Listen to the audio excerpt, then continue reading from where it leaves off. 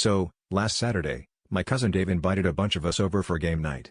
You know the drill, pizza boxes everywhere, someone yelling about Catan rules, and Dave's new obsession, a tiny, googly-eyed lizard named Steve.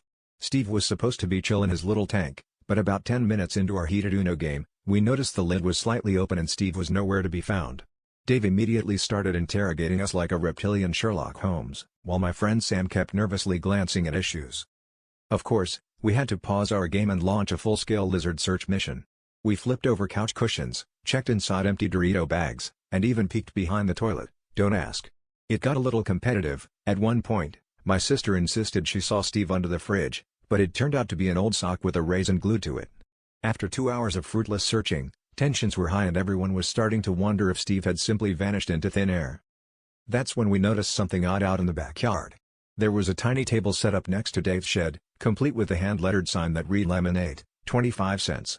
And there, perched behind the table, was Steve himself, looking more entrepreneurial than any of us ever will.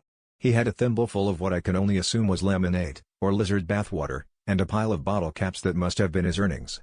The sheer audacity of this lizard, he'd left captivity not to run wild, but to run a small business. We all just stood there, dumbfounded, as Dave rushed out to reclaim his scaly CEO.